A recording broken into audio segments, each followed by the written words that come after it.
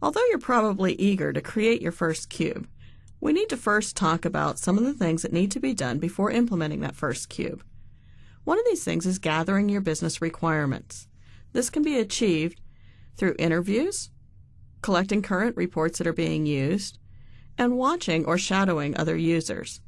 I've found in my career, if I simply ask a user what they are doing, I do not find the same information as if I actually take the time to watch them perform their jobs.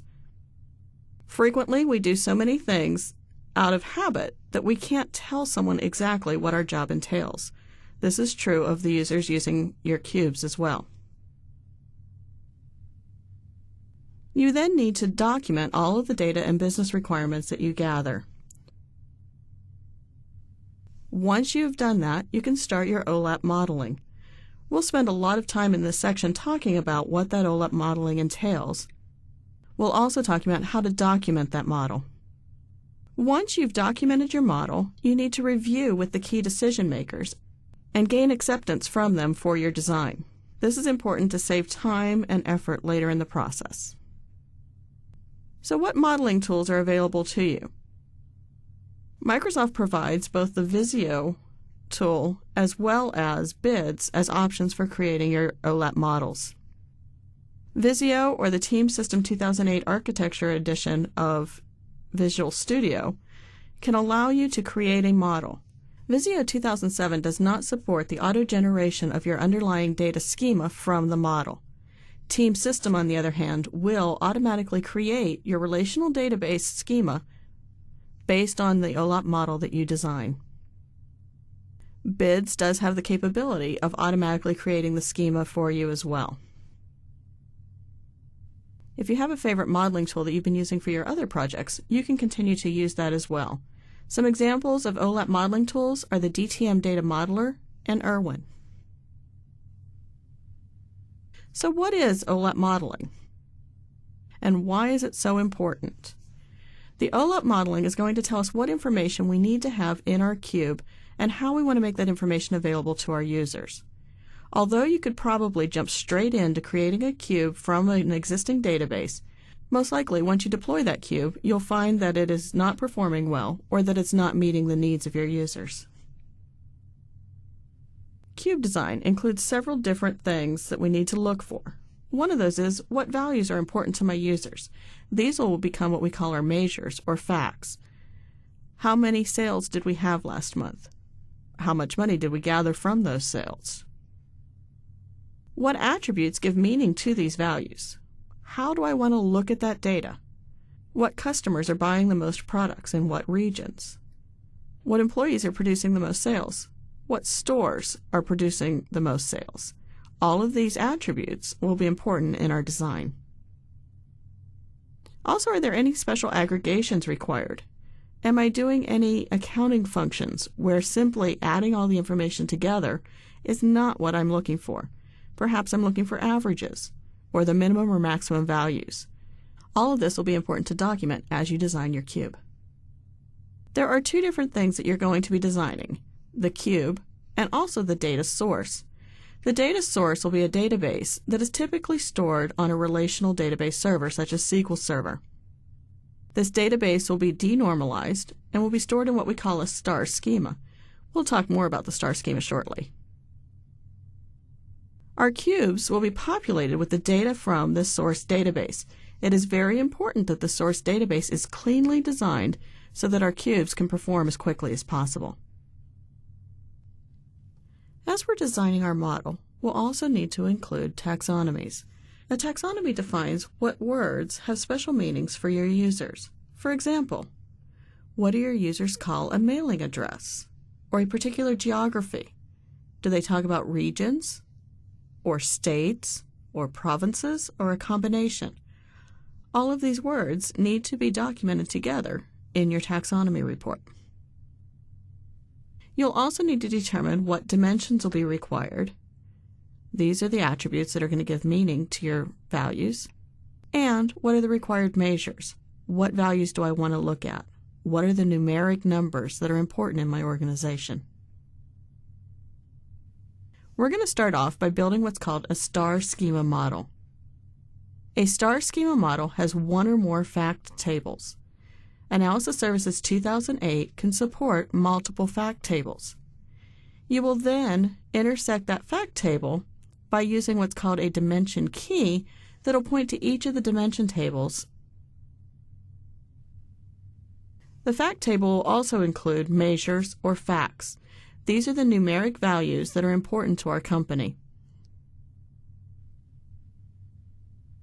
The measure tables will be linked, as we said, to the fact tables by using a key. Typically, we're going to create a new surrogate key for each dimension table. For best practices, you do not want to have a key that has a special meaning. These keys can change over time, and this will make it more difficult to maintain your OLAP cube. Also important in creating our star schema is creating a grain statement. A grain statement defines the lowest level of intersection between a fact table and a dimension table. It is important that when you are designing your star schema that you think about at what level different measures are stored at. For example, I may collect sales data on a daily basis. On the other hand, quotas for my sales managers are only maintained on a monthly basis. In this case, I would want to put my quota information and my sales information in two separate fact tables. Ideally, even though Analysis Services can support different grains, we want all of the facts in a single fact table to be set up at the same grain level. So what is involved with dimensional modeling? Our dimensional modeling is going to take our OLTP, Online Transaction Processing Database, and design a new star schema database from it. One of the steps we'll do is combine multiple source tables to come up with our dimension table. The sample databases provided on the Codeplex website include an AdventureWorks 2008 database, which is an OLTP database. That database has multiple tables with information about employees. If I wanted to run a report from this database that included an employee's name, when they were hired, how many sick hours and vacation hours they have left, and any other demographic information about them, I would actually need to combine 4 tables in my join statement to run that report. This will not give optimal performance in an OLAP environment. So we take all of those tables, determine which values are important in our OLAP cubes, and combine them into a single table named DIM Employee in our OLAP model. If you notice in our DIM Employee table, we have an employee key which represents each individual employee. This replaces the business entity ID that was used in our OLTP database. When we're creating our dimensions, we want to denormalize as much as possible. The fewer joins that have to be performed when we process our cube, the better the performance will be. It is very important that you use tables to denormalize your data. If I created a view for the DIM Employee table rather than an actual table, every time I processed my cube, SQL Server would need to run that join statement. This would slow processing considerably. A true star schema has my fact table linked directly to each dimension table rather than indirectly through other tables. Finally, we need to design the hierarchies for our dimensional model. A hierarchy includes multiple levels. Each level will have members at that level. A popular hierarchy is a calendar time hierarchy. We will first look at all periods, and as we move down through the hierarchy, we'll look at years, half years, quarters, months, and days. You have the option of adding whatever levels you desire. If you want to stop at months, you can. You could add weeks in as well. Let's take a look at what we've talked about so far in Visio. Now that we've talked a little bit about OLAP modeling and creating a cube and dimensions and facts within your cube, we're going to go ahead and use Visio 2007 and start a beginning model for our source database. We'll click on the Start menu and launch Visio 2007. Within Visio 2007, we'll go to the File menu, select New, Software and Database, and then the Database Model Diagram for U.S. units. Within the Database Model Diagram, you'll notice that we have an entity shape. This is the shape that we'll be using the most frequently. We'll take the entity shape and drag it onto our design surface. We're going to change our zoom level to 75% to make it a little bit easier to see what we're working with. We can open the entity properties or the database properties by double-clicking on this table. We're going to go ahead and name this first table Fact Sales. Once we have named that table, we can go back up and look at our design surface and notice that the name has been changed there as well. Let's temporarily hide our database properties and copy this table and paste it 4 more times.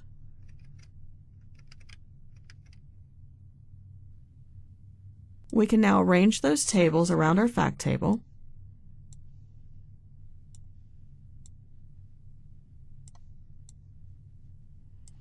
And these will be each of our dimension tables. We'll rename these within the properties as dim customers for dimension, for the customer's dimension. As you highlight each one, your properties change. So we'll also have dim employees,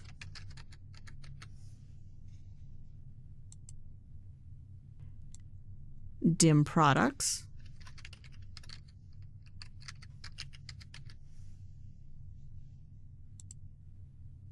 and dim date.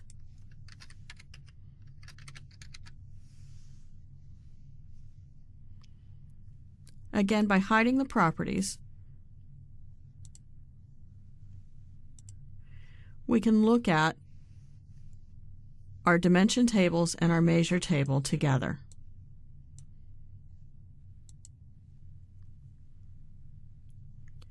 Let's talk about defining our dimensions a little more before we finish our Visio design. When you're modeling your cube, it is important to first design the dimensions. Once we design the dimensions, then we will design the facts. When we're designing our dimensions, as we mentioned earlier, it is important to define the grain at which each dimension will intersect the fact table. In BIDS, it is possible to define the grain for each dimension as it intersects the fact table in a relationship. You also have the flexibility to define a number of dimensional hierarchies. These hierarchies can be either natural or reporting hierarchies. Natural hierarchies are easy to understand. If your user says, I want to look at sales by month and by quarter, you can easily develop a time hierarchy that includes a quarter broken down into individual months. You can also talk to other users to see if it's important to include years and days above and below those levels. Some hierarchies, though, are not quite so obvious. The AdventureWorks database is built for a company that sells bicycles.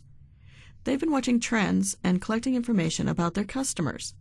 One of the things that they're noticing is that in certain regions of the country, it doesn't matter how many cars someone owns when they're deciding whether or not to buy a bicycle.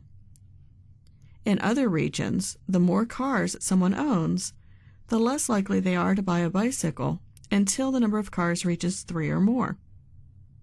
One of your users says that they want to be able to compare this information more easily, so they would like to see sales broken down first by region, then by the number of cars that someone owns. This would be a reporting hierarchy. There's not a natural relationship between those levels, but it's something that your users need to see. When you build these hierarchies, you can use the Visio tool to make notes of this information so that that information can then be incorporated when the cube is deployed. As you're defining your dimensions, you'll need to decide what type of dimensions you'll be implementing. The most common dimension type is a star dimension type. This dimension type is called regular or standard as well. In a star or regular dimension, a single dimension table is related directly to the fact table. Additionally, parent-child dimensions are referred to as star dimensions. A parent-child dimension is also an example of a star-type dimension. The employee table referenced here is an example of a parent-child dimension. A parent-child dimension is self-referencing. It would be similar to a table in SQL where you would perform a self-join. In the employee dimension, the employee key is referred to by the parent employee key. The employee key points to the parent employee key, setting up a natural hierarchy. This hierarchy represents the employee structure of which employees report to other employees. The next dimension type is the snowflake dimension type. A snowflake dimension does not provide optimal performance when processing a cube, nor does it provide optimal performance if you're using what's called a OLAP data structure, where you are accessing the underlying data source when users query the database. A snowflake dimension type includes multiple dimension tables that are related to one another. The fact table is only directly related to one of these dimension tables. It is indirectly related to the others.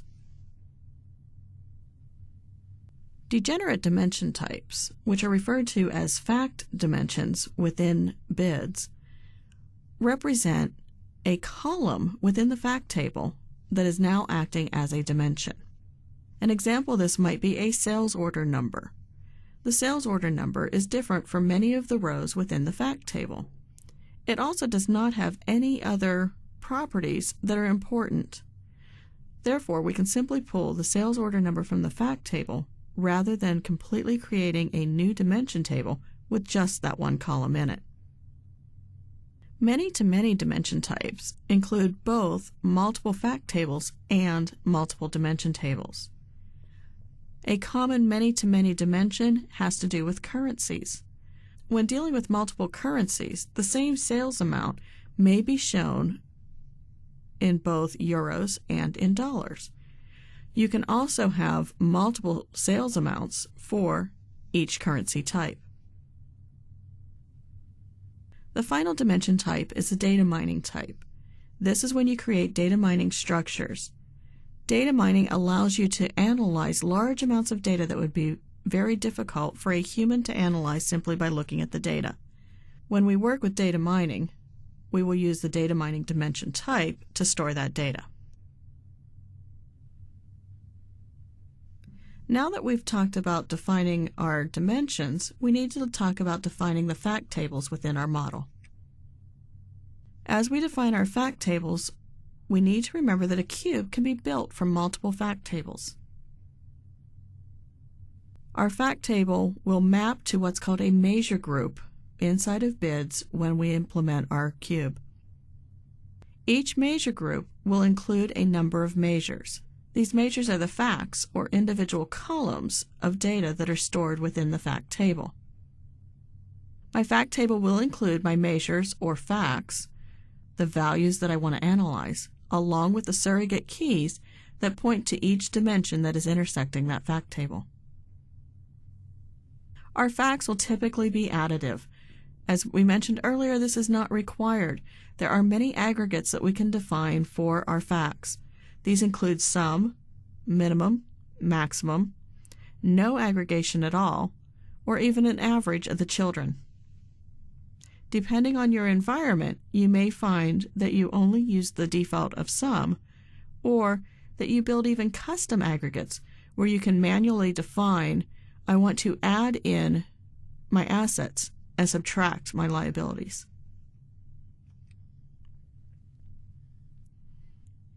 In addition to the facts that come directly from our source fact table, we can implement named calculations inside of our solution in BIDS. Now that we've looked at designing our dimensions and facts, we need to look at other objects that are going to be a part of our cube. These objects might include KPIs, key performance indicators, which will give our users a visual representation of the data and a comparison between different data points. We can also add actions. Actions allow us to open a website based on where a user is browsing, or drill through to the source database. We may also include calculated members. Calculated members will typically be used when we require more information about our measures than what is available in the source database. A cube best practice is to only include fact tables and measures that intersect each other in the same cube. For example, if fact table 1 intersects dimensions A, B, and C, while fact table 2 intersects dimensions D, E, and F, you should create 2 separate cubes, one for each fact table. If there are overlapping dimensions, such as dimensions C and D are both intersecting fact table 1 and fact table 2, you may then want to include both fact tables and all the dimensions within the same cube. Analysis Services 2008 supports this capability. Let's look now at a Visio model that I previously completed showing a simple cube.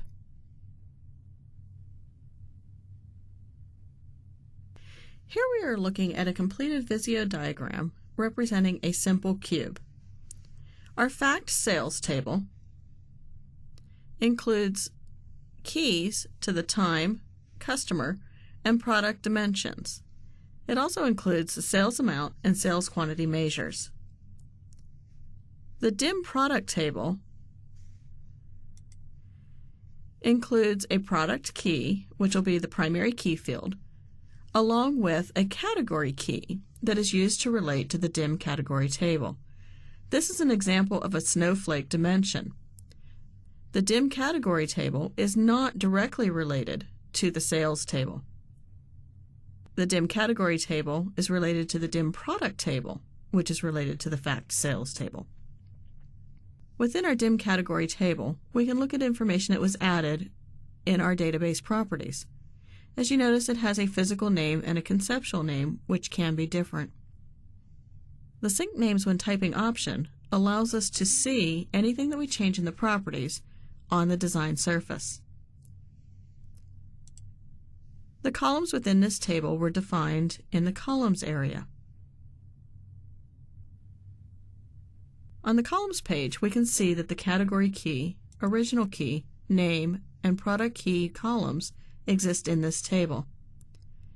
There is also a location to note whether or not a column is required. In your SQL database, this will equate to a nulls allowed property.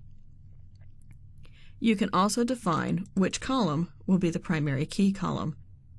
Once you define a primary key column, your drawing will represent that by adding a PK and also putting it at the top of the column list in bold and underlined.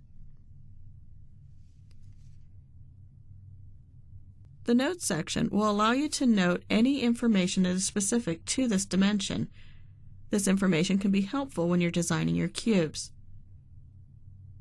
If we highlight the product table, we can see that a note was added that DIM product is a snowflaked dimension, which snowflakes the category via the category key in DIM products. When we're designing hierarchies, it's also a good idea to list the hierarchy information in these notes. That information again can be used when it's time to deploy your solution.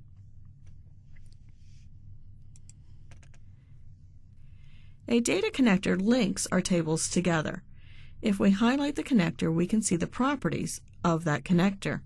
In this case, our parent table is the DIM product table, and it is related by the product key to our child table, fact sales. You can also add additional information about the referential integrity and the cardinality. Again, this information can be used at deployment time. Visio 2007 does not support automatically generating your underlying database schema. You will need to take this information and manually deploy your schema or use another method at that point in time. So this is how you would model a cube within Visio.